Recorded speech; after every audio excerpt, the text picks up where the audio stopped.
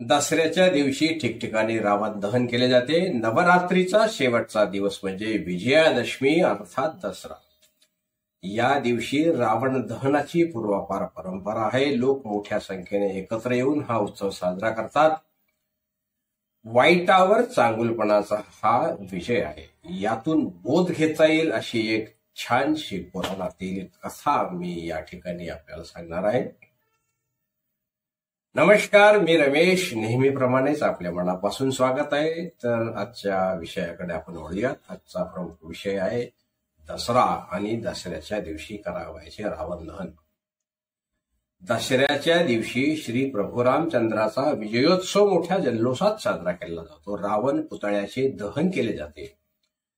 प्रभू श्री रामचंद्राने कात्यायनी देवीची पूजा करून रावणाशी युद्ध पुकारले। रावणाच्या सेनेला तोंड देत त्याचा वध करून श्रीरामाने रामराज्य स्थापन केले। रावणाचा वध झाल्याबरोबर कित्येक दिवसापासून सुरू असलेले युद्ध क्षणार्धात थांबले। रावणाला धारातीर्थी पडलेला पाहून त्याचे सैन्य सैरावैरा पडू लागले। तेव्हा प्रभू श्रीराम स्तब्धपणे रावणाकडे पाहत होते। मात्र रावणाला पाहून लक्ष्मणाचे रक्त उसळत होते, त्याच्या मुठी आवळल्या जात होत्या।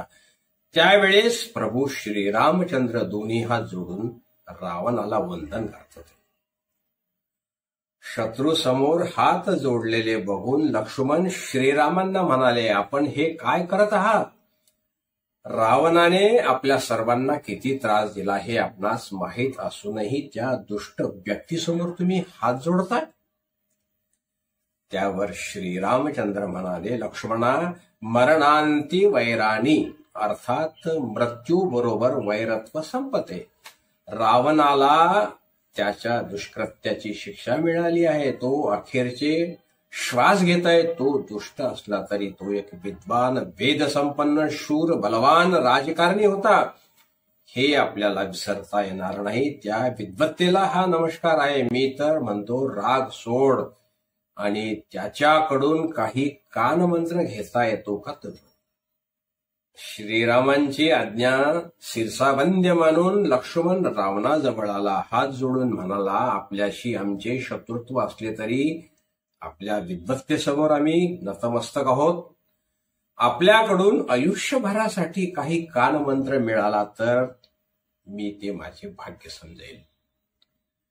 तेव्हा रावणाने देखील वैरभाव सोडून लक्ष्मणाला उपदेश केला, तो असा की चांगल्या कार्यात कधीच विलंब करू नये। तसेच जे कार्य आपल्याला चुकीच्या मार्गावर नेणार असल्याचे आपले मन आपल्याला सूचित करते, त्या कार्यात कितीही मोहाचे क्षण आले तरी ठामपणे नकार देता आला पाहिजे। पराक्रम, कर्तृत्व गाजवण्याच्या नादात मनुष्य एवढा भरकटत जातो की त्याला योग्य अयोग्य याची समज उरत नाही। आपण दुसऱ्याला तुच्छ लेखू लागतो। अहंकारामुळे आपलाच सर्वनाश होतो। म्हणून काहीही झाले तरी आपली सद्विवेक बुद्धी जागृत ठेवावी आणि प्रसंगी हितचिंतकाचे मार्गदर्शन घ्यावे। रावणाने लक्ष्मणाला आणखी एक गोष्ट सांगितली, ती म्हणजे काही गोष्टी आपण आपल्या पुरत्याच मर्यादित ठेवल्या पाहिजेत। व्यक्ती आणि नाती कधी बदलतील सांगता येत नाही। जसे की माझा भाऊ विभीषण माझ्या राज्यात असेपर्यंत तो माझा हितचिंतक होता। श्रीरामांना येऊन मिळाल्यावर तो माझा शत्रू झाला। त्याने सगळे गुपित श्रीरामांना सांगितले। म्हणून काही बाबतीत गोपनीयता जरूर पाळली पाहिजे। या गोष्टी लक्ष्मणाला सांगून रावणाने प्रभू श्रीरामचंद्रांना वंदन केले आणि या जगाचा निरोप घेतला। लक्ष्मणाला सांगितलेल्या या गोष्टी आपणही लक्षात ठेवूया आणि त्या आचरणात आणून आपल्यातला रावण कायमचा नष्ट करूया। मी अशाच धार्मिक गोष्टी ज्यापासून काही बोध घेता येईल या विषयावर मी व्हिडिओ तयार करत असतो। पुन्हा भेटूया असाच एखादा सुंदरसा विषय घेऊन। तोपर्यंत नमस्कार, धन्यवाद।